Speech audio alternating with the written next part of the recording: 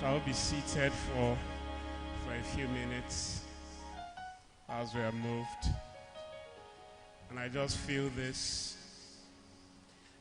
aura, and I'm using the word feel because for now I'm feeling it. By now I'm going to move from feeling it into walking in it, because there's so much that the Lord has in store for us today. Now, how many of us, when we heard the theme labor into rest, that word labor shook us a little bit? Okay, thank you, Pastor David. For me, the word shook me. There are some words I don't like to hear. When I hear something like labor, work, Christ has done everything. So why is it that I have to labor? I have to work. And it's amazing that sometimes when we hear these things and we are asking ourselves questions like this, we are the same people that we say, in the Christian work, we seem to be very complacent. We seem to be just there. Everybody seems to be running around and they are running past us.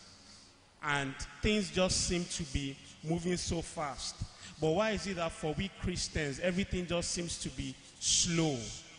We are supposed to be the muggles, They slap you with one cheek. What are you supposed to do? Can somebody turn the other now? Just turn the other cheek.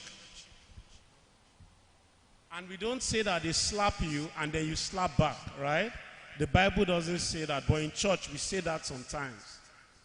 And that's because there is so much that is in store for us to do. And we don't serve a docile God. We don't serve a God who sleeps. We don't serve the God who slumbers. Fine, his word says he gives his beloved sleep. He gives his beloved sleep because he has done all the work. And he also guides his beloved to do all the work that takes you to that place of rest. Have we ever wondered why God waited till the seventh day before he rested? Why didn't he rest on the first day? After all, when you want to write exams, what do they tell us? They say have a good night's rest, right? Sleep properly so that you will be refreshed, you will have a sound mind. There is always work to do. There is always work to do. And even if it is not physical work, you're on your own alone, gist comes on your phone, right? That news will just pop up on your phone. You've been fighting some temptations, and all you need to do is just to watch one movie. And then what happens? You get to that place of separation. And then what you are doing is you are fighting. And fighting can be fighting a sin. Fighting can be just trying to get close to God, longing for him, because that is where we should be. And sometimes things that should be so easy, they get so hard. And the Lord himself, when he was walking on the earth that we live in, he could see that all of these things were tough. So the rest he was talking about, was it the rest for him? It wasn't the rest for him. It was a blueprint for us to follow. That there are times when we need to get to that place of rest. And it's also to show us that as his children, it doesn't mean that we are going to sleep. It doesn't mean that we just say abracadabra and then it happens. We call on the name of Jesus. And you see, when you call on that name of Jesus, it is not magic. It is not juju. He talks about his yoke being easy and his burden being light in Matthew 11:28. And you see, the thing about the yoke is they put it on the oxen or the horse. And then what happens is that there's so much pressure on the neck. So much pressure. And to relieve that pressure sometimes, the ox just knows that, look, I need to keep moving because this thing needs to get off me. It's pulling a lot. And Jesus is not saying that, oh, I'm just going to take that yoke off you and you run by yourself. He's saying that, look, we're going to walk together in it in such a way that you will learn to recognize me as the one whose yoke is easy. So the beautiful thing about the yoke is either the cow or the ox or the horse. When they tie it there would always be one which is stronger than the other. There would always be one which, if you allow them to run alone, one will be faster, one will be slow. But you see, what happens is that the yoke ties both parties together. So if one is very strong and is ready to go, he has to slow down for the one which is not as strong, the one which is weak. And then what happens is that they now find a pace. And then when they find that pace, the next step is that they may decide that, you know what, we're going to move so fast. Or they may decide that we're going to move slow. Because this burden we're carrying it together. And that is the place where Jesus wants us to get to. He's here to remind us that whatever it is that makes us weary, he's carrying it with us together. Whatever sin we're trying to pull ourselves out from, he's helping us to put it out from it. As we're trying to get to that place of perfect relationship with him, he's also working with us.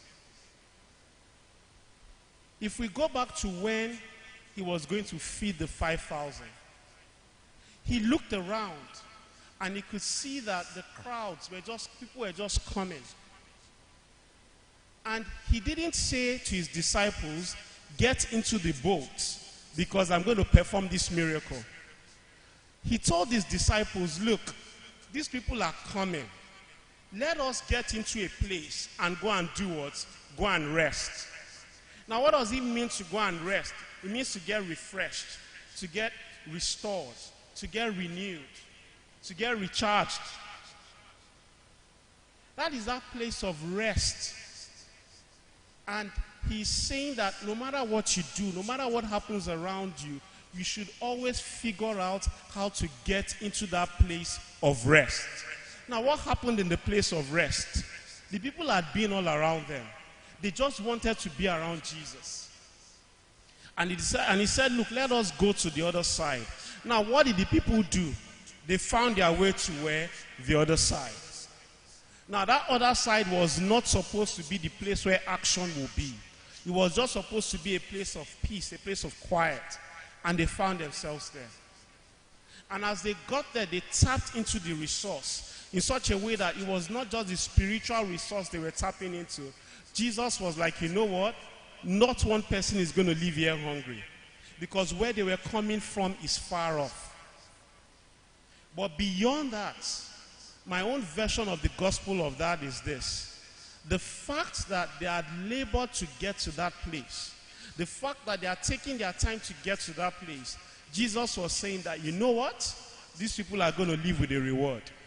Now, it may seem as if their reward was just bread and fish. But we know the way Jesus works. If he could tell the woman at the well that I'm asking you for a cup, but yet I'm the one who would give you springs, rivers, streams of water, then we will know that that bread was symbolic.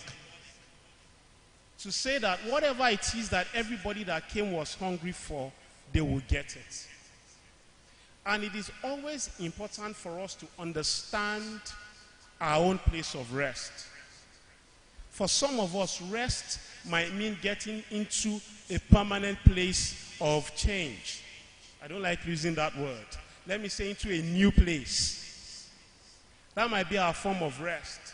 For some of us, the rest is that we get into that place of salvation.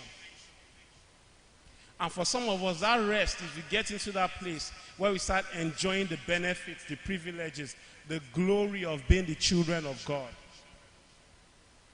And that is why we need to every day labor into it. And you know what? The devil knows that as long as you can get into that place of rest, there is a lot you have overcome.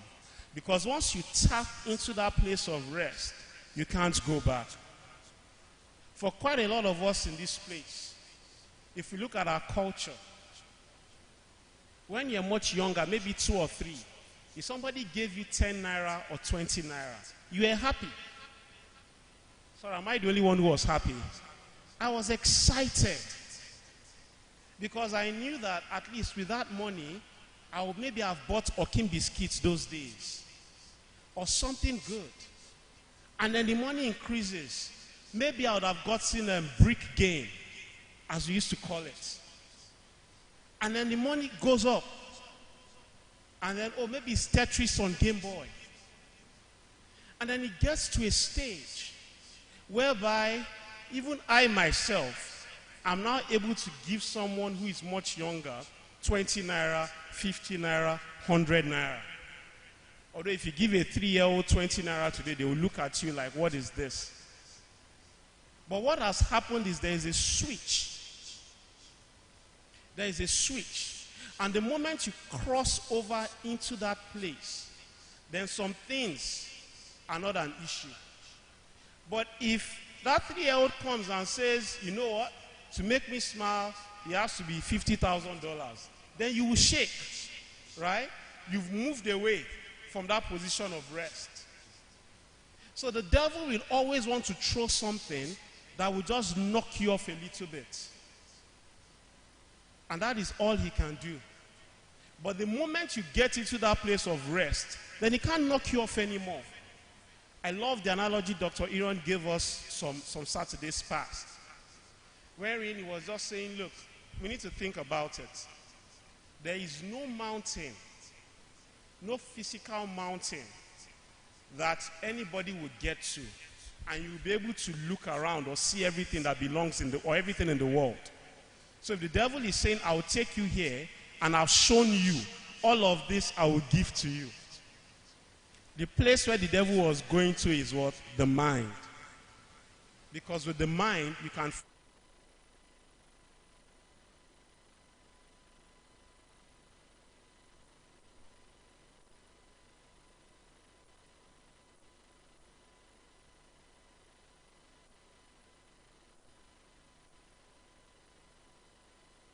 some pizza, some delicacy, and it comes. And what happens? You've traveled there.